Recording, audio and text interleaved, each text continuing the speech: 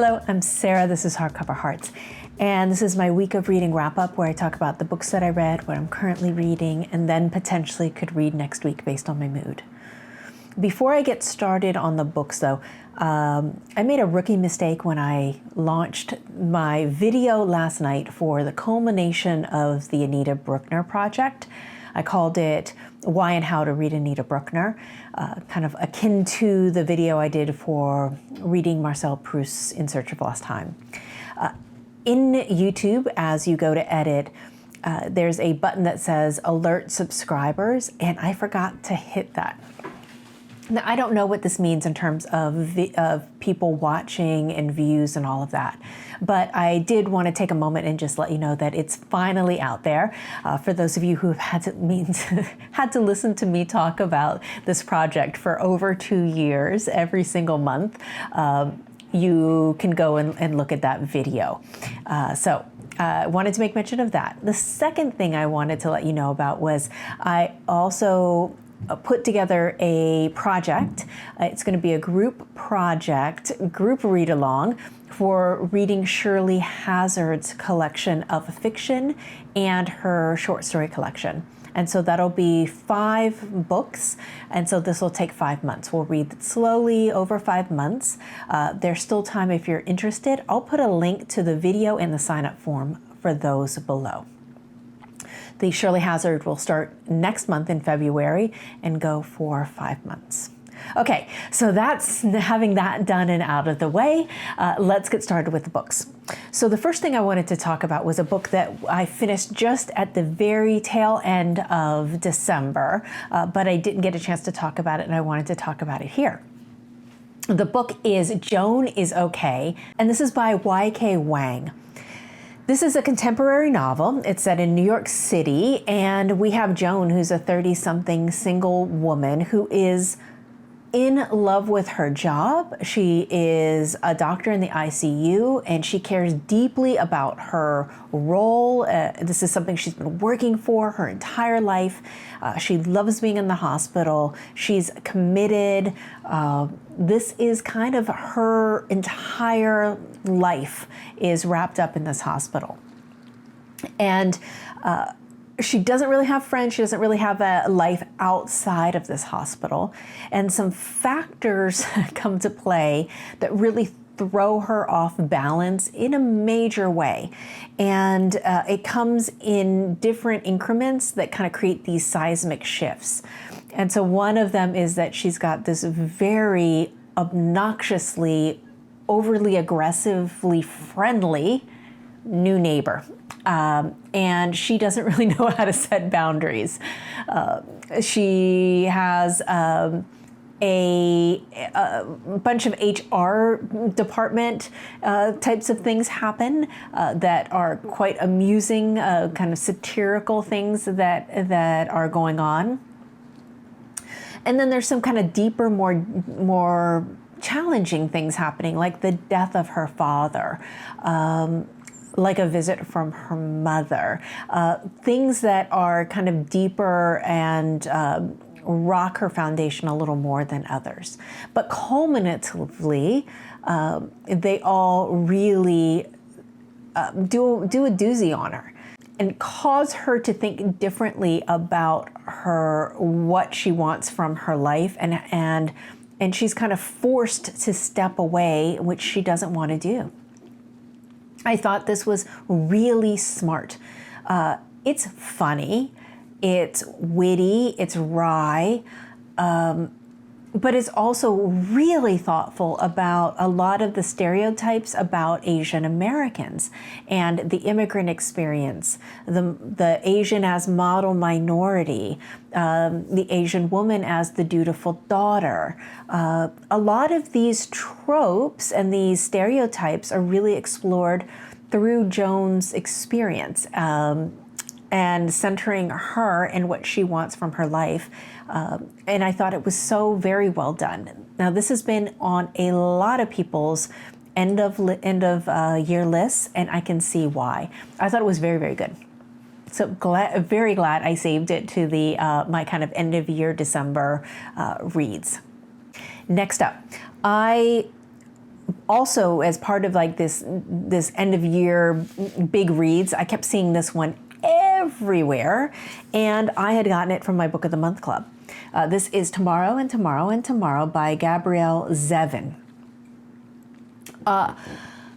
This is a fantastic book, and it's fantastic in ways I didn't expect. I expected it to be, I don't want to say flat, but I thought I knew what the assignment was in reading this. I thought I knew what I was getting myself into, and it took me in a lot of places that I didn't expect it to go, and it did so creatively.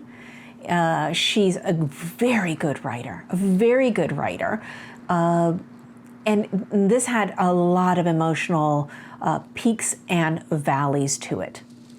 So at its core, it's the story of a deep, passionate, you could even say maybe romantic friendship. I've heard some people use that phrase, romantic friendship between two people.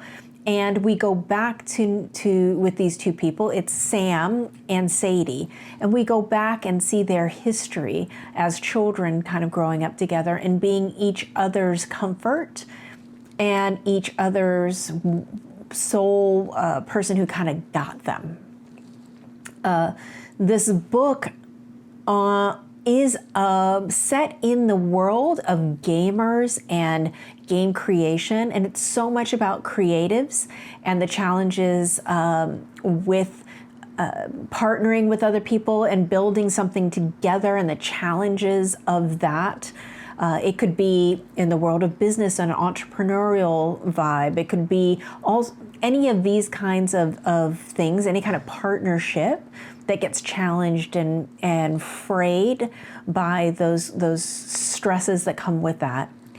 But because it's in the gaming world, because it's about these people who are building video games, she does all of these interesting things in the book. She even tells a portion of the story inside a game, which I thought was incredibly inventive. But it's not gimmicky, and it's not.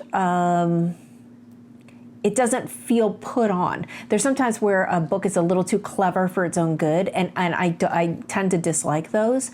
This had me, and it kept me. There was an emotional connection I made at the very beginning, and that thread was pulled through the entire book. So it allowed me to let go of a narrative in a way that I would normally want to see it, and explore some of these ways that she presented this story. And I'm so happy that I did. The relationship between these two people is beautiful. There's a lot here that's about the outsider, whether it's because of being half Jewish, half Korean, if it's because of being a woman in what is a male-dominated university, male-dominated area, be it engineering, gaming, all of that. But it's not. It wasn't so heavy-handed. And there's a lot about disability in here, and a few different forms of it that I thought was incredibly well done. So this was thoughtful, it was emotional, it was inventive and creative, and I absolutely loved it. Shocked. I expected to like it because I heard so many people liking it. I was like, okay. And but I was expecting, I think, something more traditional, and this took me in different places, like I said. So this was a complete joy and such a surprise. The next book I read was based off of, number one, I told myself that I wanted this year to read more nonfiction. I didn't want to hold all my fiction to Nonfiction November, although I loved it and I had a blast this November, just kind of following all these little crumb trails that were left from one topic to another topic to another. I adored that, but I want to interweave that a little bit more throughout the year. So I was looking through the digital availability for audiobooks from my library system. And I recognized a name. I recognized a book, a fairly recent book. This is called The Mountbattens, The Lives and Loves of Dickie and Edwina Mountbatten. And this is by Andrew Lownie and narrated by Shaun Grindell. And the reason I was interested in this, and it piqued my curiosity, is because last year I did a group read of Tomb of Sand, and this is by Jintajali Shri, and it was translated by Daisy Rockwell. This was a magnificent book, a magnificent read, and it talked a lot about the partition and the after effects of the partition upon one single woman. And I recognize that I don't know a lot about the partition. I don't understand how it was facilitated. I don't understand who was asking for it. I did understand it to be a situation born out of Indian independence and kicking the British out. But I didn't understand why kicking them out also meant all of these splintering of what was India into these different areas and creating two different countries. So I wanted to know more. And I knew that Dickie Mountbatten was the viceroy of India during this time. So it's like, okay, let me see what this is all about. Now, I didn't love this book, and it could be because it's either a combination of the structure of the book or the structure plus doing it in audio.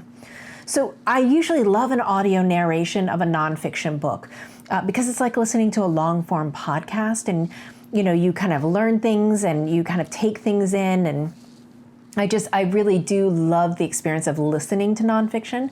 But sometimes if the construction of the book is a specific way, you really lose that perspective when you're listening to it and you don't have that, table of contents, and you don't see the chapters and the structure of the chapters, if that makes sense.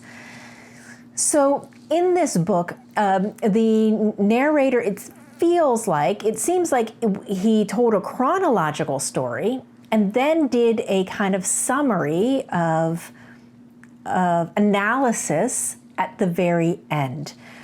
And so for the first part, it was like, okay, I get it. He's just kind of talking about they went here, then they did this, then they did that. Here's where the marriage started to fray. Here's where she started to have a ton of lovers and left him and was traveling around the world. This is when he devoted himself to his career, and then at the end, though, all of a sudden, it felt like the narrator or the author was unsure or a little trepidatious about declaring certain truths or coming up with a point of view of what he felt was the nature of Dickie Mountbatten specifically. So let me give you an example. We have the straight narration, so we know that he was the uncle of Queen Elizabeth's husband Philip, and that he had a hand in the marriage of Queen Elizabeth and the former Queen Elizabeth and the royal consort Philip. So, he parlayed that royalty. He was already royal, but obviously now he's real royalty. And so he parlayed that in, plus his good looks, plus his ability to kind of market himself and in essence fell upwards and kept getting promoted into areas that he wasn't necessarily the best choice, but he had a lot of discipline and he wasn't afraid to manipulate the truth and to declare something done and to pull all of the cards needed, name drop where he needed in order to get to the next level. He also seems like he was a very controlling man, very regimented. He marries Edwina. Edwina is one of the richest women in Europe, in specifically in the UK at the time. And it seems like it's a good match, but it kind of goes south pretty quick. There are children, but for the most part, Edwina is known to have many lovers and to not stay with her family, her children, and her husband, but to go off on her own and have all these adventures. And so, and then it talks about the different positions that he had and where Edwina was at the time, where he was. And then they both come together for his viceroyship. And I don't even know if that's a word. I think it's a word. when he was in India and overseeing the exit of British rule. So all of those points are talked about, but then at the end, all of a sudden, we start to hear all of these things about how there were the rumors that he was gay, that he was bisexual, and then it was like these chorus of voices with these anecdotes and stories. Absolutely not. He was not gay. Absolutely not. Here's why it's not true. And then absolutely, I was a rent boy. I spent time with him at this place. Absolutely, he was bisexual. But it wasn't, or it didn't feel organized. And so it felt like, well, why are all these different voices coming through? What are we to believe? We don't know. I don't know who these people are. I don't know which voice carries more weight. So that felt like a cop-out to me on the behalf of the author to not state something and say there may be counter to this, but this is what overwhelmingly we believe based on these facts, or I believe based on these facts. And it just felt a little gross. It felt like really gossip mongery at that stage of the narrative. And I would have been interested in hearing about that earlier to contextualize Edwina's relationships and her desire to be out of the house. If he's controlling and specifically about a schedule and how things need to be done in his home, who would want to be there? And you're not in love with the person, and you don't have a sex life with them. Of course, you're gonna, if you've got the money, you're gonna escape. So I feel that maybe it was an okay primer for me to kind of get in and understand the lay of the land with him, but I don't feel like my questions were answered. And there may be opportunity to investigate more. So if you know about any good books about Dickie Mountbatten and his wife, Edwina, please let me know.